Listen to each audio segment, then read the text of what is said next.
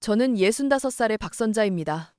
평생을 가족을 위해 살았고 남편과 함께 피땀 흘려 일궈낸 회사와 3대째 내려온 한옥을 지키며 살아왔습니다. 그런데 3일간의 일본 출장에서 돌아온 그날, 제 인생은 완전히 뒤집혀 버렸습니다. 제가 평생 지켜온 집은 낯선 공간으로 변해 있었고, 저를 집에서 쫓아낸 사람은 다름 아닌 제 며느리였습니다. 그리고 제 아들은 그 모든 것을 보고도 아내 편만 들었습니다. 이 이야기는 제가 겪은 가장 끔찍한 배신과 그 속에서 어떻게 다시 일어섰는지에 대한 이야기입니다. 저는 경기도 외곽에 있는 한옥에서 살고 있습니다. 이 집은 제 시어머니께서 물려주신 집이고 저희 가족 3대가 함께 살아온 곳입니다.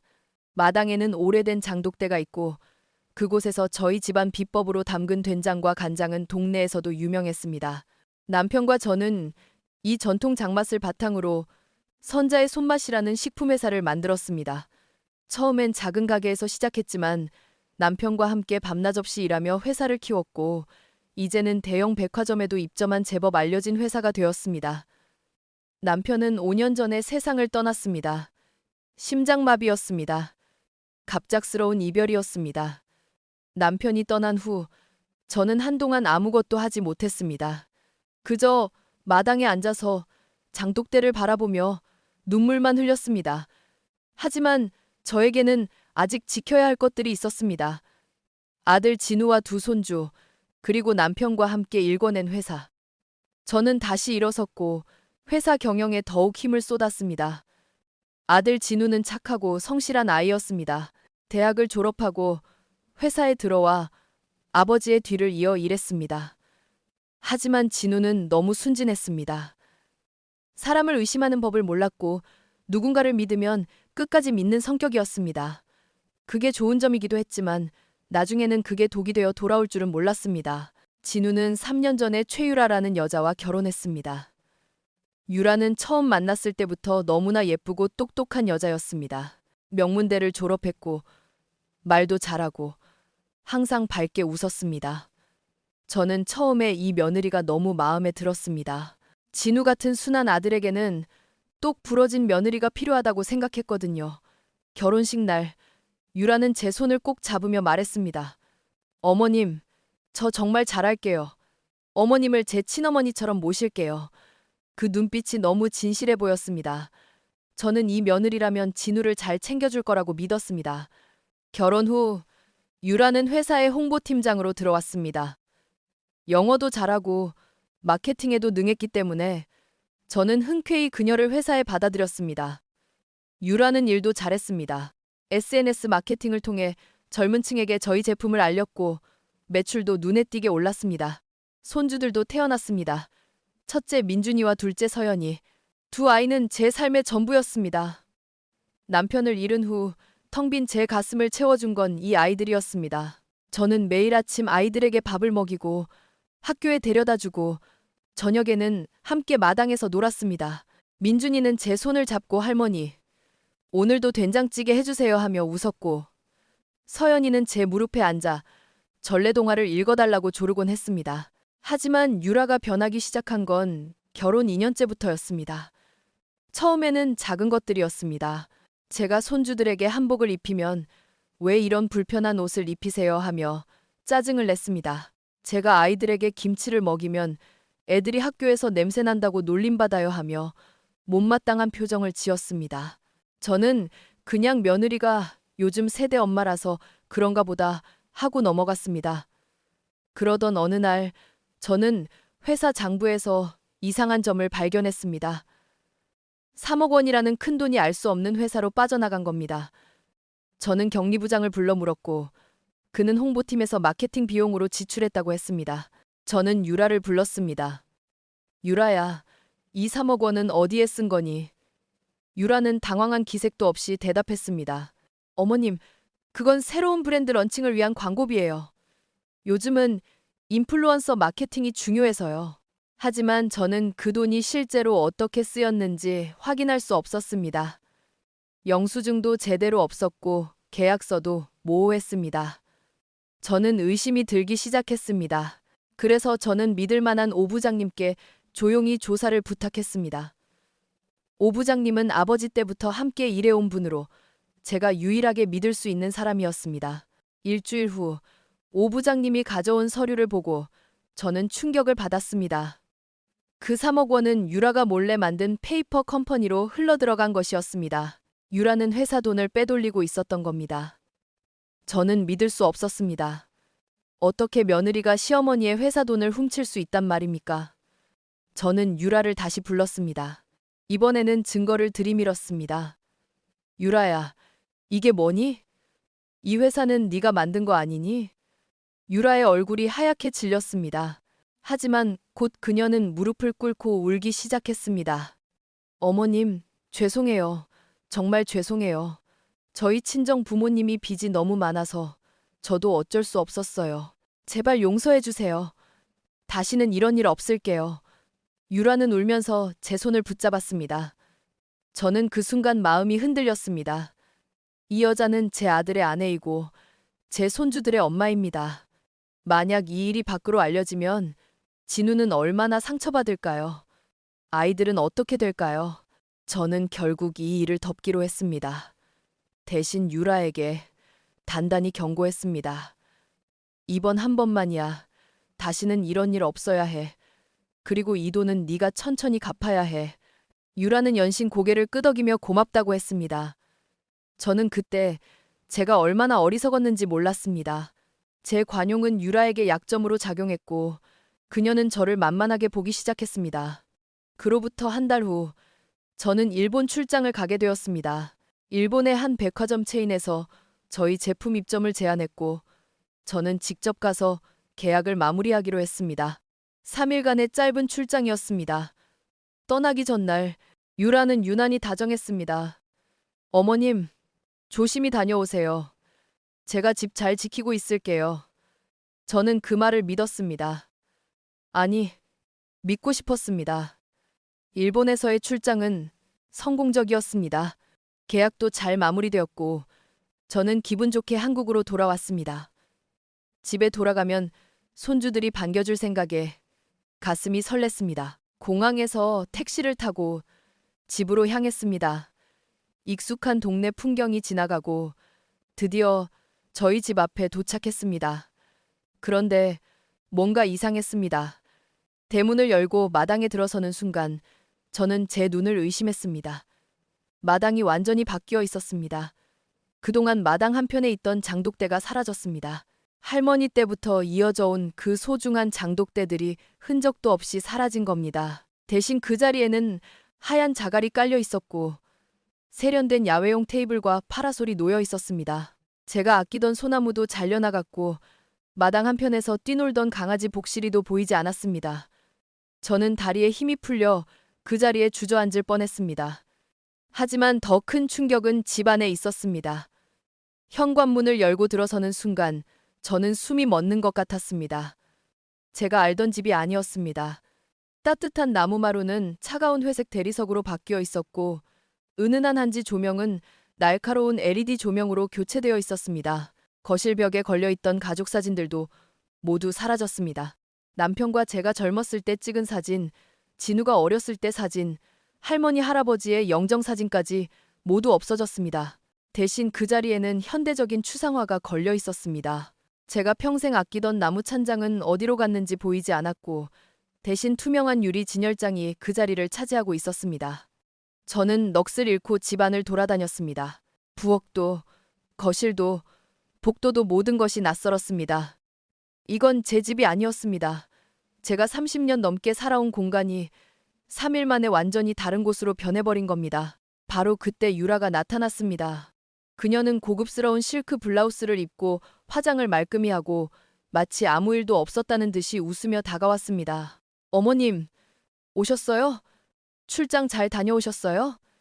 저는 그녀를 멍하니 쳐다보았습니다. 유라는 제 어깨에 손을 얹으며 말했습니다. 어머님, 깜짝 선물이에요. 어머님이 계시지 않는 동안 집을 좀 새롭게 꾸며봤어요. 어때요?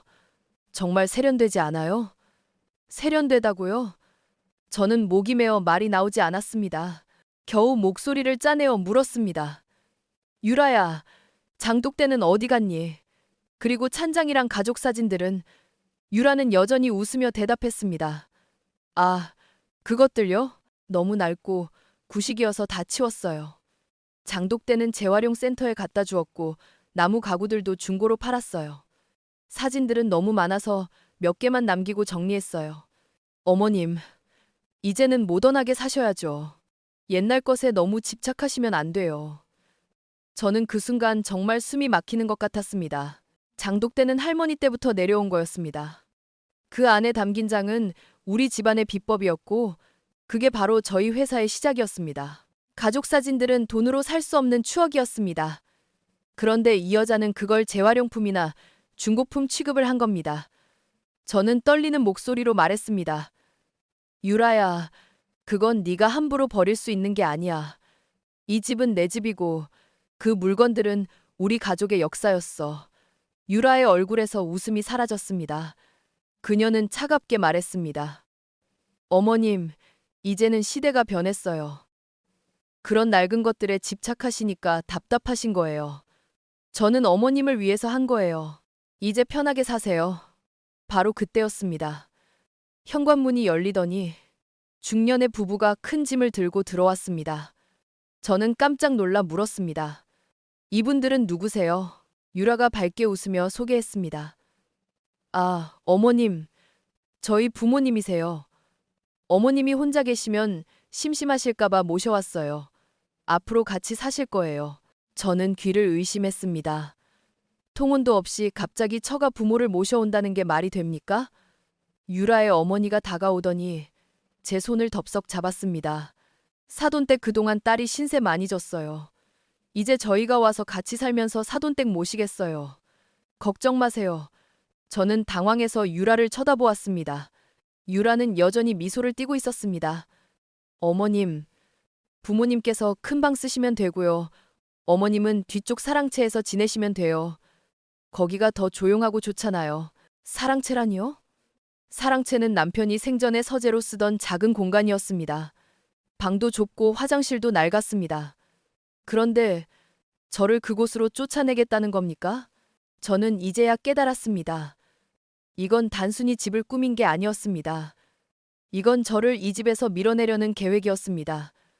저는 떨리는 목소리로 말했습니다. 유라야, 진우는 이 사실을 알고 있니? 유라는 태연하게 대답했습니다. 당연히 알고 있죠. 진우 오빠도 찬성했어요. 어머님 혼자 있으면 외로우실 테니까요. 바로 그때 현관문이 열리며 진우가 들어왔습니다. 저는 아들에게 달려가 물었습니다. 진우야, 이게 도대체 무슨 일이니? 네가 정말 이걸 허락한 거야? 진우는 어색하게 웃으며 대답했습니다. 엄마, 유라가 엄마 생각해서 한 거예요. 집도 더 밝아지고 좋잖아요. 그리고 장인어른, 장모님도 오셔서 엄마 외로우시지 않을 거예요. 저는 아들의 눈을 똑바로 쳐다보았습니다. 진우야, 엄마는 외롭지 않아. 그리고 이 집은 우리 집이야. 할머니한테 물려받은 집이고 아버지랑 같이 지켜온 집이야. 그런데 왜 내 허락도 없이 이렇게 다 바꿔버린 거야? 진우는 난처한 표정을 지었습니다. 유라가 재빨리 끼어들었습니다. 어머님, 너무 화내지 마세요. 저희가 어머님 편하시라고 한 건데 왜 이렇게 서운해하세요? 요즘 젊은 사람들은 다 이렇게 살아요. 어머님도 새로운 것에 적응하셔야죠. 저는 더 이상 말할 수가 없었습니다. 아들마저 제 편이 아니었습니다. 진우는 완전히 아내 편에 서 있었습니다. 저는 그날 밤 사랑채로 쫓겨나듯 들어갔습니다. 좁은 방에 앉아서 저는 하염없이 눈물을 흘렸습니다. 평생 지켜온 집에서 저는 이제 손님이 된 겁니까? 아니, 손님보다도 못한 존재가 된 겁니까? 그날부터 저의 지옥 같은 생활이 시작되었습니다. 유라의 부모님은 마치 자기 집인 양 행동했습니다. 아침마다 큰 소리로 떠들며 TV를 보고 마당에서 담배를 피우고 냉장고의 음식을 마음대로 먹었습니다. 저는 조용히 살고 싶었지만 그들의 시끄러운 생활 때문에 편히 쉴 수조차 없었습니다. 유라는 저를 점점 더 무시하기 시작했습니다. 식사 준비를 할 때도 저에게는 알려주지 않았고 손주들이 밥 먹을 때도 저는 함께하지 못하게 했습니다. 어머님은 식사량이 적으시니까 따로 드세요라고 말하며 저를 식탁에서 배제시켰습니다. 손주들과의 시간도 빼앗겼습니다. 제가 민준이와 서연이를 부르면 유라는 애들 피곤하니까 그냥 놔두세요 하며 아이들을 방으로 데려갔습니다. 아이들도 점점 저를 멀리하기 시작했습니다. 유라가 할머니는 이제 많이 아프셔서 조용히 쉬셔야 한대 라고 아이들에게 말한 모양이었습니다.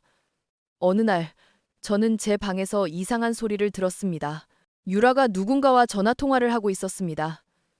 응, 잘 진행되고 있어.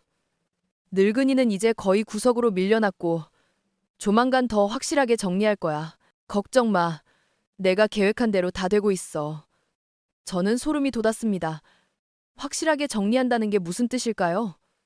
저는 불안했지만 누구에게도 말할 수 없었습니다. 진우는 유라 편이었고 다른 가족도 없었습니다. 저는 점점 더 고립되어 갔습니다. 그러던 어느 날 아침이었습니다. 저는 늘 하던 대로 서랍에서 돌아가신 남편이 준 옷반지를 꺼내 끼려고 했습니다.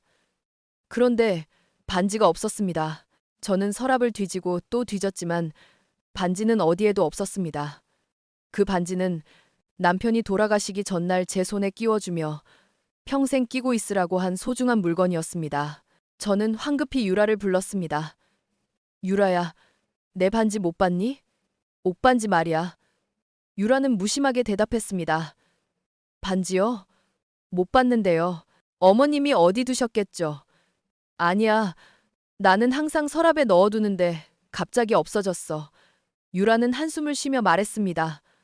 어머님, 요즘 자꾸 이러시네요. 지난번에도 안경을 잃어버렸다고 난리치시더니 알고 보니 어머님 방에 있었잖아요. 나이 드시니까 깜박깜박 하시는 거예요. 저는 분명히 반지를 서랍에 넣어뒀습니다. 하지만 유라는 제가 늙어서 잊어버린 거라고 몰아갔습니다. 그리고 그날 저녁 유라는 진우 앞에서 말했습니다. 오빠, 어머님, 요즘 자꾸 물건을 잃어버리신대요. 건망증이 심해지신 것 같아요. 한번 병원에 모시고 가는 게 어떨까요? 진우는 걱정스러운 표정으로 저를 쳐다보았습니다. 엄마, 유라 말이 맞는 것 같아요. 한번 검사 받아보시는 게 좋을 것 같아요. 저는 억울했지만 어쩔 수 없었습니다. 제 기억은 분명한데 아무도 믿어주지 않았습니다. 그리고 며칠 후 또 다른 일이 벌어졌습니다. 제가 손주 서연이의 학예회에 가려고 준비한 꽃다발이 사라진 겁니다. 저는 일주일 전부터 서연이가 좋아하는 튤립으로 꽃다발을 준비했었습니다. 학예회 당일 아침, 저는 꽃다발을 들고 현관으로 나갔습니다. 그런데 유라도 커다란 꽃다발을 들고 있었습니다. 제 것보다 훨씬 크고 화려한 장미 꽃다발이었습니다. 유라는 제 꽃다발을 보더니 비웃듯이 말했습니다. 어머님, 그 작은 꽃다발 가지고 가세요? 서연이가 창피해할 텐데요. 제가 준비한 걸로 주는 게 낫겠어요. 저는 그 순간 가슴이 무너졌습니다. 학예회장에서 서연이는 유라가 준 큰 꽃다발을 받고 활짝 웃었습니다. 제 꽃다발은 아무도 쳐다보지 않았습니다. 서연이는 엄마, 이 꽃 너무 예뻐요 하며 유라를 안았습니다. 저는 뒤에 서서 그 모습을 보며 눈물을 삼켰습니다. 손녀가 멀어져 가는 것 같았습니다. 그 일이 있고 며칠 후, 저는 우연히 유라의 전화 통화를 엿듣게 되었습니다. 저는 사랑채에서 나와 복도를 지나가다가 유라의 목소리를 들었습니다. 그녀는 자기 방에서 통화하고 있었는데 문이 살짝 열려 있었습니다. 저는 무심코 걸음을 멈추고 귀를 기울였습니다. 네, 변호사님, 성년 후견인 지정 절차가 어떻게 되나요? 시어머니가 요즘 치매 증상이 심해져서요. 물건도 자꾸 잃어버리시고 헛소리도 하세요. 빨리 법적으로 무능력자로 만들어야 재산 관리를 제대로 할 수 있잖아요. 저는 그 자리에서 얼어붙었습니다. 성년 후견인이라니요? 저를 정신적으로 무능력한 사람으로 만들겠다는 겁니까? 유라의 목소리는 계속 이어졌습니다. 네, 알아요. 의사 진단서가 필요하다는 거. 이미 아는 의사한테 부탁해놨어요. 진단서 받으면 바로 법원에 신청할 거예요. 그럼 회사 지분이랑 진명에 다 처리할 수 있는 거죠? 저는 온몸이 떨렸습니다. 이게 유라의 진짜 계획이었던 겁니다. 저를 치매 환자로 만들어서 재산을 빼앗으려는 것이었습니다. 유라의 말은 더 충격적으로 이어졌습니다. 요양원은 이미 알아봤어요. 경기도 외곽에 있는 곳인데 면회도 제한적이고 좋더라고요. 거기 보내면 아무도 못 찾아가요. 깨끗하게 정리되는 거죠. 저는 더 이상 듣지 못하고 사랑채로 돌아왔습니다. 방문을 닫고 침대에 앉았습니다. 손이 부들부들 떨렸습니다. 이게 정말 현실인가 싶었습니다. 제 며느리가 저를 요양원에 가두고 재산을 빼앗으려 한다니요. 저는 어떻게 해야 할지 몰랐습니다. 진우에게 말해도 소용없을 것 같았습니다. 그는 이미 유라 편이었으니까요. 그날 밤 저는 잠을 이룰 수 없었습니다. 온갖 생각이 머릿속을 휘몰아쳤습니다. 그러다가 문득 한 사람이 떠올랐습니다. 제 오랜 친구 이영숙이었습니다. 영숙이는 예전에 경찰로 일했던 사람으로 은퇴한 후에도 여전히 정의감이 넘치는 친구였습니다. 저는 다음 날 영숙이에게 전화를 걸었습니다. 영숙아, 나 좀 만날 수 있을까? 급한 일이 있어. 영숙이는 바로 달려왔습니다. 저는 동네 조용한 찻집에서 영숙이를 만나 모든 이야기를 털어놨습니다. 집이 어떻게 바뀌었는지, 유라가 어떻게 저를 몰아내고 있는지, 그리고 성년 후견인 지정 계획까지. 영숙이는 제 이야기를 듣더니 심각한 표정을 지었습니다. 선자야, 이건 심각한 문제야. 그 며느리는 지금 조직적으로 너를 괴롭히고 있어. 게다가 성년 후견인까지 신청하려고 한다면 이건 재산 탈취야. 당장 대응해야 해. 하지만 어떡해요? 아무도 저를 믿지 않는데요. 영숙이는 제 손을 꼭 잡았습니다.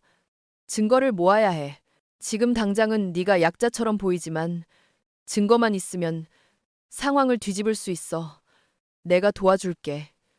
영숙이는 구체적인 계획을 세워주었습니다. 첫째, 집안에 초소형 녹음기와 카메라를 설치해서 유라의 행동을 기록할 것. 둘째, 제가 치매가 아니라는 것을 증명하기 위해 신뢰할 수 있는 병원에서 정밀 검사를 받을 것. 셋째, 회사의 재무 상태를 정밀하게 조사해서 유라가 얼마나 돈을 빼돌렸는지 파악할 것. 그리고 영숙이는 한 가지 더 조언했습니다. 선자야, 지금부터는 연기를 해야 해. 유라가 원하는 대로 치매 환자처럼 행동하는 거야. 그래야 유라가 방심하고 더 많은 꼬리를 밟게 돼. 힘들겠지만 참아야 해. 저는 고개를 끄덕였습니다. 이제는 제가 살아남기 위해 싸워야 할 때였습니다. 영숙이는 다음 날 작은 카메라와 녹음기를 가져다 주었습니다.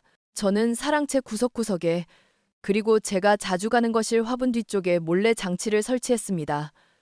그리고 저는 연기를 시작했습니다. 일부러 건망증이 있는 것처럼 행동했습니다. 밥을 먹었는지 물어보고 같은 말을 반복하고 가끔 멍하니 있는 척했습니다. 유라는 제 모습을 보며 만족스러운 표정을 지었습니다. 어머님, 괜찮으세요? 아까 밥 드셨는데 또 드시려고 하시네요. 유라는 진우 앞에서 일부러 큰 소리로 말했습니다.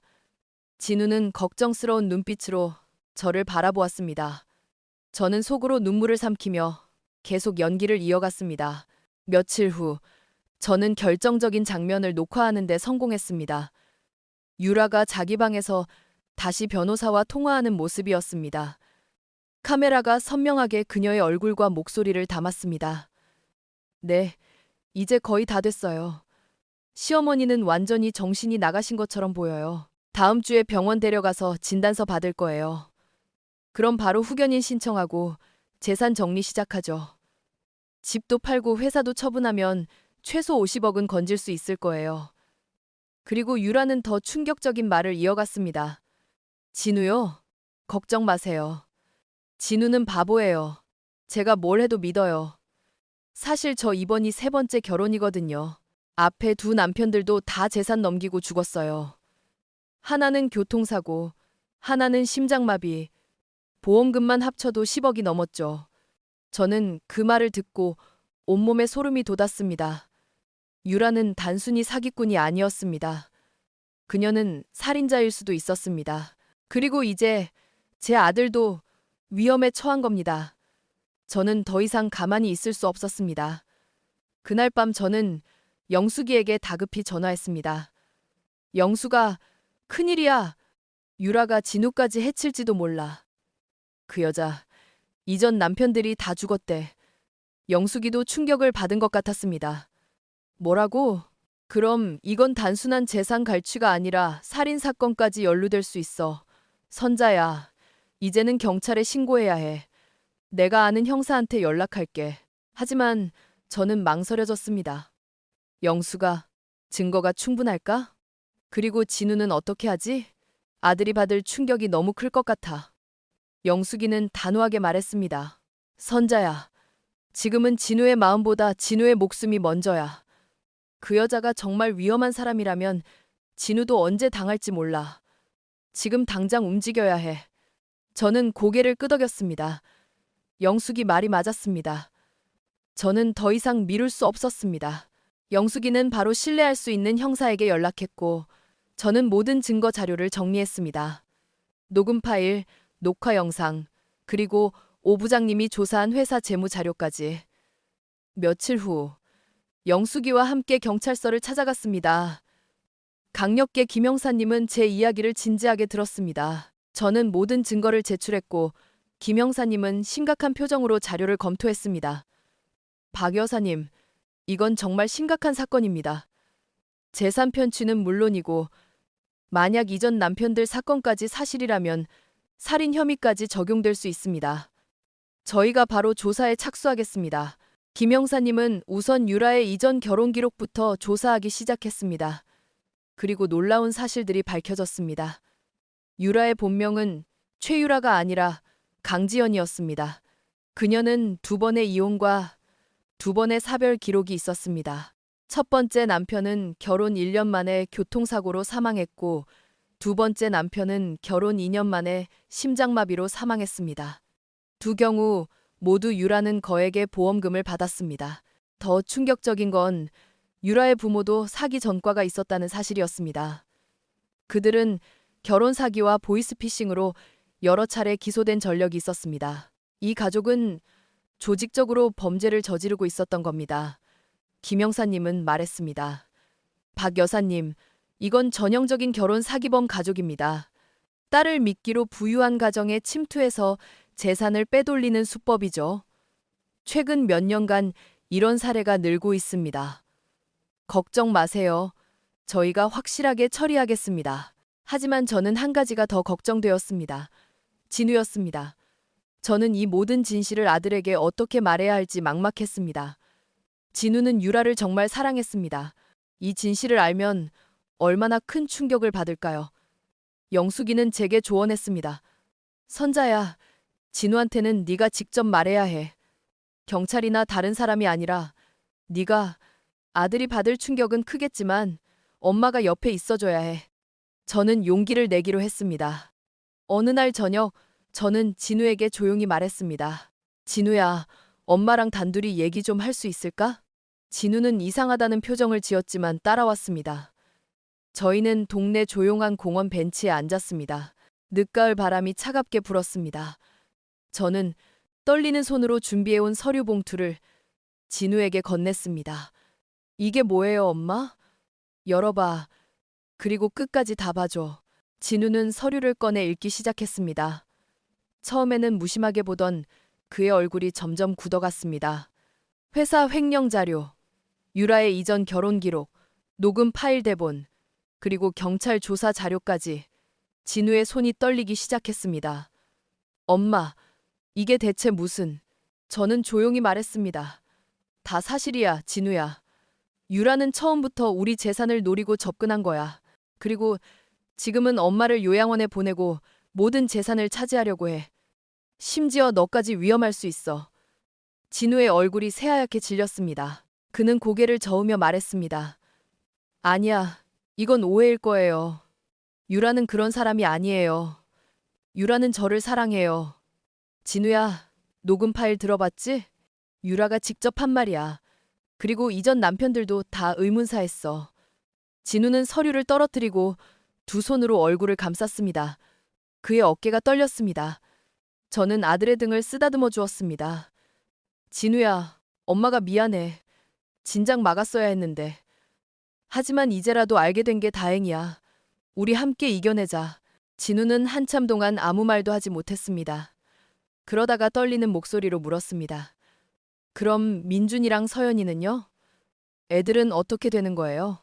저는 진우의 손을 꼭 잡았습니다. 애들은 우리가 지켜야지. 애들한테는 아무 죄가 없어. 하지만 지금은 진실을 밝혀야 해. 그래야 애들도 안전해. 진우는 천천히 고개를 끄덕였습니다. 그의 눈에서 눈물이 흘러내렸습니다. 저는 그날 밤 처음으로 아들과 진심으로 대화를 나눴습니다. 진우는 자신이 얼마나 눈이 멀어 있었는지 깨달았고, 엄마에게 얼마나 잔인했는지 후회했습니다. 엄마, 정말 죄송해요. 제가 엄마를 지켜드렸어야 하는데, 오히려 엄마를 괴롭히는 편에 섰네요. 저는 아들의 머리를 쓰다듬었습니다. 괜찮아, 진우야. 네가 속은 거야. 이제 우리 함께 바로잡자. 며칠 후 경찰은 본격적인 수사에 착수했습니다. 그리고 결정적인 날이 왔습니다. 그날은 유라가 저를 정신과 병원에 데려가 진단서를 받으려던 날이었습니다. 유라는 아침 일찍부터 저를 재촉했습니다. 어머님, 오늘 병원 가셔야 해요. 예약했어요. 빨리 준비하세요. 저는 순순히 따라갔습니다. 유라와 그녀의 부모님, 그리고 진우까지 함께 차에 탔습니다. 하지만 우리가 병원에 도착하기 직전 경찰차 2대가 우리 차를 막아섰습니다. 유라는 당황한 표정으로 물었습니다. 이게 무슨 일이에요? 김 형사님이 차에서 내려와 말했습니다. 최유라 씨, 아니 강지연 씨, 사기죄와 횡령죄, 그리고 살인 혐의로 긴급 체포하겠습니다. 묵비권을 행사할 수 있습니다. 유라의 얼굴이 순식간에 일그러졌습니다. 그녀는 소리를 질렀습니다. 무슨 소리예요? 저는 아무것도 안 했어요. 하지만 경찰은 냉정하게 그녀에게 수갑을 채웠습니다. 유라의 부모님도 함께 체포되었습니다. 그들도 사기 방조 혐의가 있었습니다. 진우는 그 장면을 멍하니 바라보았습니다. 경찰서에서 모든 진실이 밝혀졌습니다. 유라는 15억 원이 넘는 돈을 회사에서 빼돌렸습니다. 여러 개의 페이퍼 컴퍼니를 만들어 조직적으로 횡령한 것이었습니다. 그리고 이전 남편들의 죽음도 재조사가 시작되었습니다. 다시 첫 번째 남편의 교통사고는 브레이크 조작 흔적이 발견되었고, 두 번째 남편의 심장마비는 독극물 투여 가능성이 제기되었습니다. 재판은 6개월 동안 이어졌습니다. 언론에서도 큰 관심을 보였습니다. 결혼 사기범 가족이라는 제목으로 뉴스에 보도되었고, 유라와 같은 수법으로 피해를 본 가족들이 속속 나타났습니다. 최소 7개 가정이 유사한 피해를 입은 것으로 밝혀졌습니다. 재판 결과는 명확했습니다. 유라는 사기, 횡령, 그리고 2건의 살인죄로 무기징역을 선고받았습니다. 유라의 부모님도 각각 10년과 15년형을 선고받았습니다. 법정에서 판사님은 말했습니다. 피고인들은 결혼을 이용한 조직적인 범죄를 저질렀으며 여러 가정을 파괴하고 심지어 생명까지 빼앗았습니다. 이는 사회에 큰 해악을 끼친 중대 범죄입니다. 유라는 끝까지 억울하다고 주장했지만 소용없었습니다. 그녀는 형무소로 끌려갔고 저희 가족은 비로소 평화를 되찾을 수 있었습니다. 재판이 끝난 후 저희는 집으로 돌아왔습니다. 진우는 유라가 바꿔버린 집을 원래대로 복구하기로 했습니다. 차가운 대리석 바닥은 다시 따뜻한 나무 마루로 바뀌었습니다. 버려진 가족 사진들은 일부를 되찾아 다시 벽에 걸었습니다. 장독대는 새로 만들었습니다. 비록 오래된 장독대는 돌아오지 않았지만 새로운 항아리에 다시 장을 담그기 시작했습니다. 민준이와 서연이도 점점 저에게 돌아왔습니다. 처음에는 아이들도 혼란스러워했습니다. 엄마가 갑자기 사라졌고 주변 사람들이 수군거렸으니까요. 하지만 저와 진우는 아이들에게 천천히 아이들이 이해할 수 있는 수준으로 설명했습니다. 어느 날 서연이가 저에게 물었습니다. 할머니, 엄마는 언제 돌아와요? 저는 서연이를 안아주며 말했습니다. 서연아, 엄마는 한동안 못 올 거야. 하지만 할머니랑 아빠가 있잖아. 우리가 서연이 잘 돌봐줄게. 서연이는 제 품에 안겨 울었습니다. 저도 함께 눈물을 흘렸습니다. 이 아이들은 아무 잘못도 없는데 이런 상처를 받아야 했습니다. 진우는 많이 변했습니다. 그는 이제 훨씬 더 신중하고 강해졌습니다. 회사 경영도 직접 챙기기 시작했고 재무 관리도 투명하게 바꿨습니다. 유라가 빼돌린 돈 중 일부는 회수했지만 많은 부분은 이미 쓰여서 돌아오지 않았습니다. 하지만 진우와 오 부장님의 노력으로 회사는 다시 안정을 찾아갔습니다. 진우는 어느 날 저에게 말했습니다. 엄마, 회사 경영권을 엄마한테 다시 넘기겠습니다. 제가 너무 무능했어요. 하지만 저는 고개를 저었습니다. 아니야, 진우야. 이제는 네가 할 차례야. 엄마는 이제 물러날 때가 됐어. 너는 이제 충분히 강해졌어. 진우는 눈물을 글썽이며 제 손을 잡았습니다. 엄마, 감사해요. 그리고 정말 죄송해요. 저는 아들의 손을 꼭 잡아주었습니다. 우리는 힘든 시간을 겪었지만 그 시간을 통해 더 강해졌습니다. 저는 회사에서 명예회장으로 물러나고 대신 제가 오랫동안 꿈꿔왔던 일을 시작했습니다. 박선자 장학재단을 설립한 겁니다. 어려운 환경에서 공부하는 학생들을 돕기 위한 재단이었습니다. 저는 제가 겪은 고통이 헛되지 않기를 바랐습니다. 누군가에게는 희망이 되기를 바랐습니다. 재단 설립식 날 많은 사람들이 모였습니다. 오 부장님, 영숙이, 그리고 저를 도와준 모든 분들이 축하해 주었습니다.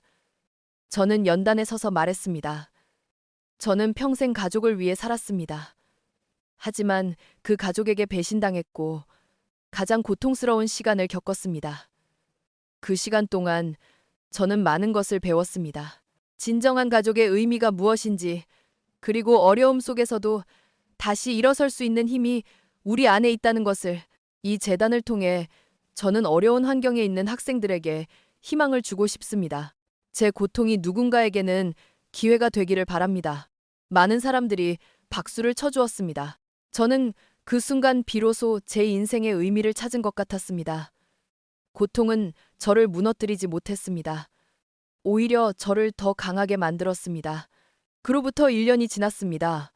이제 저희 집은 다시 예전의 평화를 되찾았습니다.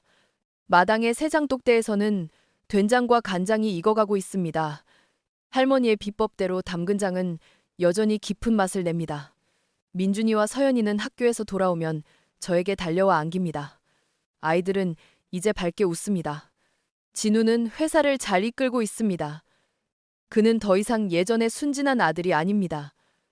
이제는 사람을 보는 눈도 생겼고 중요한 결정을 내릴 때 신중해졌습니다. 하지만 여전히 착한 마음은 그대로입니다. 그게 저는 다행이라고 생각합니다. 어느 토요일 아침이었습니다. 저는 마당에서 민준이, 서연이와 함께 장독대를 돌보고 있었습니다. 민준이가 물었습니다. 할머니, 이 장은 언제쯤 먹을 수 있어요? 저는 웃으며 대답했습니다. 아직 좀 더 기다려야 해.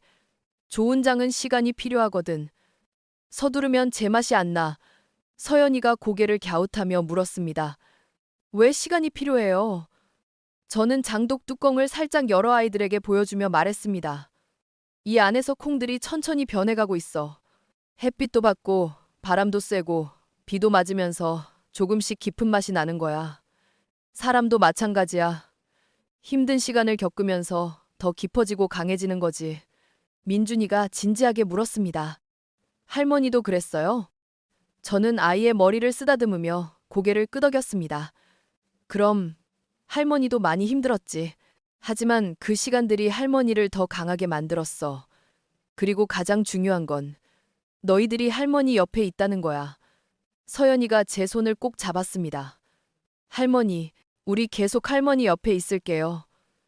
저는 두 아이를 꼭 안아주었습니다. 이 순간이 얼마나 소중한지 저는 잘 알고 있습니다. 유라 때문에 잃을 뻔했던 이 모든 것들. 손주들과의 시간, 아들과의 신뢰, 그리고 제가 평생 일궈온 집과 회사. 그날 저녁, 저희는 오랜만에 가족 모두 함께 저녁을 먹었습니다. 진우가 요리를 했습니다. 서툴렀지만 정성이 가득했습니다. 민준이와 서연이는 밥을 먹으며 학교 이야기를 들려주었습니다. 저는 그 모습을 보며 행복했습니다. 식사 후, 진우가 조용히 저에게 물었습니다. 엄마, 유라한테서 편지가 왔어요. 읽어보시겠어요? 저는 잠시 망설였습니다. 하지만 고개를 끄덕였습니다. 진우는 편지를 건넸습니다. 저는 펼쳐서 읽었습니다. 어머님께 저는 지금 무기징역을 받고 여기에 있습니다. 변명하고 싶지 않습니다. 제가 한 일은 용서받을 수 없는 일입니다. 하지만 한 가지만은 말씀드리고 싶습니다. 민준이와 서연이에 대한 제 사랑만큼은 진심이었습니다. 아이들을 잘 부탁드립니다. 그리고 진우 씨에게도 미안하다고 전해주세요. 저 때문에 너무 많이 상처받았을 겁니다. 마지막으로 어머님께 정말 죄송합니다. 강지연 올림. 저는 편지를 천천히 접었습니다. 진우가 물었습니다. 답장 쓰실 거예요? 저는 고개를 저었습니다. 아니, 쓰지 않을 거야. 이제는 그 사람과의 인연을 완전히 끊어야 해. 하지만 아이들이 나중에 크면 엄마에 대한 진실을 알려줘야겠지. 그때는 아이들이 스스로 판단하게 해야 해. 진우가 고개를 끄덕였습니다. 네, 엄마. 그렇게 하겠습니다. 그날 밤, 저는 오랜만에 편안하게 잠들 수 있었습니다. 긴 악몽이 끝났고, 저는 다시 제 삶을 되찾았습니다. 시간이 더 흘러, 이제는 2년이 지났습니다. 저희 회사 선자의 손맛은 더욱 성장했습니다. 진우의 리더십 아래 새로운 제품들이 출시되었고, 해외 시장에도 진출했습니다. 무엇보다 저는 회사가 투명하고 정직하게 운영되는 것을 보며 뿌듯했습니다. 박선자 장학재단도 자리를 잡았습니다. 첫 해에 10명의 학생들에게 장학금을 지원했고 올해는 30명으로 늘렸습니다. 장학생들이 감사 편지를 보내올 때마다 저는 가슴이 뭉클했습니다. 제 고통이 누군가에게는 희망이 되고 있었습니다. 영숙이는 여전히 제 곁을 지켜주고 있습니다. 우리는 일주일에 한 번씩 만나 차를 마시며 이야기를 나눕니다. 영숙이가 없었다면 저는 그 어려운 시기를 견디지 못했을 겁니다. 진정한 친구가 얼마나 소중한지 저는 이제 잘 알고 있습니다. 오 부장님은 올해 정년퇴직을 했습니다. 저희는 성대한 송별회를 열어드렸습니다. 오 부장님은 퇴직 인사에서 눈물을 흘리며 말씀하셨습니다. 저는 선대 회장님 때부터 이 회사와 함께했습니다. 많은 일들이 있었지만 결국 정의가 승리했습니다.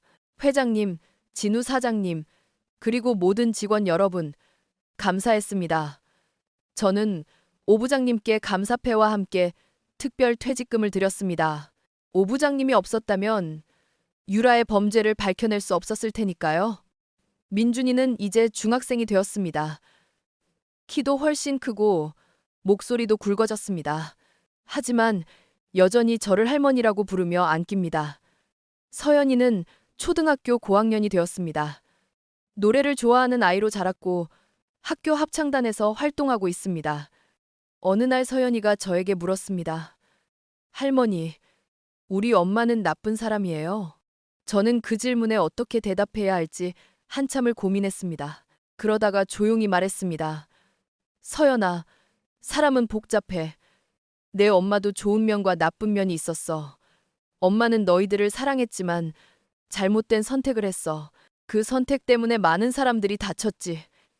하지만 너는 네 엄마의 잘못에 책임이 없어. 너는 너만의 길을 가면 돼. 서연이는 고개를 끄덕이며 저를 꼭 안았습니다. 저는 이 아이가 엄마의 과오 때문에 상처받지 않기를 바랐습니다. 진우는 재혼에 대한 이야기를 꺼낸 적이 없습니다. 아직은 상처가 깊은 것 같습니다. 저는 진우에게 조급하게 굴지 말라고 했습니다. 시간이 지나면 다시 사랑할 수 있을 거라고. 하지만 이번에는 신중하게 선택하라고 조언했습니다. 저는 요즘 일기를 쓰고 있습니다. 제가 겪은 일들을 기록으로 남기고 싶었습니다. 언젠가 손주들이 크면 이 일기를 보여주고 싶습니다. 인생에서 배운 교훈들을 전해주고 싶습니다. 일기장에 저는 이렇게 썼습니다. 사람을 믿는 것은 아름답지만 맹목적으로 믿는 것은 위험하다. 가족이라는 이름 아래 모든 것을 용서하고 덮으려 하면 더 큰 화를 부를 수 있다. 하지만 그렇다고 해서 사람을 의심하며 살 수는 없다. 중요한 건 균형이다. 사랑하되 눈을 뜨고 믿되 확인하고 용서하되 경계를 분명히 하는 것. 나는 유라를 용서했다. 하지만 잊지는 않았다. 그 고통을 기억하며 다시는 같은 실수를 하지 않을 것이다. 그리고 무엇보다 나 자신을 지키는 법을 배웠다. 누군가를 위해 사는 것도 중요하지만 나 자신을 잃어서는 안 된다. 이제 저는 67입니다. 남은 인생을 어떻게 살아야 할까요? 저는 이제 알 것 같습니다. 손주들과 함께 웃고 아들이 회사를 잘 이끄는 것을 지켜보고 어려운 학생들을 돕고 친구들과 차를 마시며 이야기를 나누고 마당의 장독대를 돌보며 사는 것. 그게 바로 제가 원하는 삶입니다. 어느 봄날 오후였습니다. 마당에는 벚꽃이 흩날리고 있었습니다. 저는 평상에 앉아 차를 마시고 있었습니다. 민준이와 서연이가 학교에서 돌아와 마당에서 뛰어놀고 있었습니다. 진우는 서재에서 회사 일을 보고 있었습니다. 평범하지만 행복한 순간이었습니다. 그때 현관 초인종이 울렸습니다. 저는 일어나서 문을 열었습니다. 낯선 젊은 여자가 서 있었습니다. 그녀는 공손하게 인사했습니다. 안녕하세요. 박선자 여사님이신가요? 저는 장학재단 일기 장학생 김수진입니다. 인사드리러 왔습니다. 저는 반가워서 그녀를 맞아드렸습니다. 수진 씨는 장학금 덕분에 대학을 졸업하고 이제 좋은 회사에 취직했다고 했습니다. 그녀는 감사하다며 작은 선물을 건넸습니다. 여사님 덕분에 제 인생이 바뀌었어요. 정말 감사드립니다. 저는 그녀의 손을 꼭 잡았습니다. 아니야, 네가 열심히 했기 때문이야. 앞으로도 좋은 일만 가득하길 바란다. 수진 씨가 돌아간 후 저는 다시 평상에 앉았습니다. 가슴이 따뜻했습니다. 제 고통이 정말로 누군가에게는 희망이 되었구나 싶었습니다. 해가 지기 시작했습니다. 노을이 아름답게 물들었습니다. 저는 장독대를 바라보며 생각했습니다. 이 장독대도, 이 집도, 이 회사도 모두 시간과 정성이 만든 것입니다. 유라는 그걸 빼앗으려 했지만 결국 빼앗을 수 없었습니다. 진정한 가치는 빼앗을 수 없으니까요. 저는 이제 알고 있습니다. 인생에서 가장 중요한 것은 돈이나 집이 아니라 함께 웃을 수 있는 사람들이라는 것을, 그리고 어려움이 왔을 때 손을 내밀어줄 친구가 있다는 것, 그리고 무엇보다 다시 일어설 수 있는 자신의 힘을 믿는 것. 민준이가 달려와 제 무릎에 앉았습니다. 할머니, 배고파요. 저녁 뭐 먹어요? 저는 웃으며 아이의 머리를 쓰다듬었습니다. 할머니가 된장찌개 끓여줄게. 우리 집 된장으로. 그날 저녁, 저희는 모두 함께 식탁에 둘러앉아 된장찌개를 먹었습니다. 구수한 된장 냄새가 집안 가득 퍼졌습니다. 이것이 바로 집의 냄새입니다. 가족의 냄새입니다. 유라가 빼앗으려 했지만 결국 빼앗지 못한 것. 식사 후 저는 혼자 마당에 나가 별을 올려다보았습니다. 남편이 보고 싶었습니다. 여보, 당신이 보고 싶어요. 하지만 걱정하지 마세요. 저 잘 이겨냈어요. 우리 진우도 이제 훌륭한 사람이 됐고 손주들도 잘 크고 있어요. 당신이 자랑스러워할 거예요. 별빛이 반짝였습니다. 마치 남편이 대답하는 것 같았습니다. 이야기를 마무리하며 저는 여러분께 꼭 전하고 싶은 말이 있습니다. 인생에는 예상치 못한 고난이 찾아옵니다. 때로는 가장 가까운 사람에게서 배신을 당할 수도 있습니다. 하지만 절대 포기하지 마세요. 당신 안에는 생각보다 강한 힘이 있습니다. 그리고 가족이라는 이름으로 모든 것을 덮으려 하지 마세요. 잘못은 잘못입니다. 바로잡아야 합니다. 진정한 사랑은 맹목적인 게 아닙니다. 때로는 엄격함도 필요합니다. 재산보다 중요한 건 당신의 존엄성입니다. 누구도 그걸 빼앗을 권리가 없습니다. 나이가 들었다고 해서, 약해 보인다고 해서 당신을 함부로 대할 수 있는 사람은 없습니다. 증거를 모으세요. 직감이 이상하다고 말한다면 그 직감을 믿으세요. 하지만 감정적으로만 대응하지 말고 냉정하게 증거를 준비하세요. 법은 증거로 말합니다. 그리고 주변을 돌아보세요. 당신 곁에는 분명 도와줄 사람이 있습니다. 친구든 이웃이든 전문가든 혼자 짊어지려 하지 마세요. 마지막으로, 용서는 상대를 위한 게 아니라 당신 자신을 위한 것입니다. 증오와 분노를 계속 안고 살면 당신만 힘듭니다. 용서하되 교훈을 잊지 마세요. 저는 67의 나이에 인생에서 가장 큰 시련을 겪었고 그것을 이겨냈습니다. 이제 저는 더 강하고 지혜로운 사람이 되었습니다. 그리고 남은 인생을 의미 있게 살아갈 계획입니다. 여러분도 어떤 어려움을 겪고 계신다면 포기하지 마세요. 당신은 생각보다 강합니다. 그리고 이 고통도 언젠가는 지나갈 것입니다. 그때 당신은 전보다 더 단단한 사람이 되어 있을 겁니다. 저는 이제 마당으로 나가 장독대를 열어볼 겁니다. 오래 담근 된장이 잘 익어가고 있는지 확인하려고요. 된장처럼 우리 인생도 시간이 지나면 깊은 맛이 나는 법입니다. 서두르지 마세요. 천천히, 하지만 확실하게 나아가세요. 이것이 제 이야기입니다. 가족의 폭풍을 헤쳐나온 한 여자의 이야기, 그리고 다시 일어선 한 어머니의 이야기. 여러분의 인생에도 평화와 행복이 가득하기를 바랍니다. 저는 박선자입니다. 그리고 저는 살아남았습니다. 아니, 살아남은 것이 아니라 이겨냈습니다. 여러분도 할 수 있습니다. 감사합니다.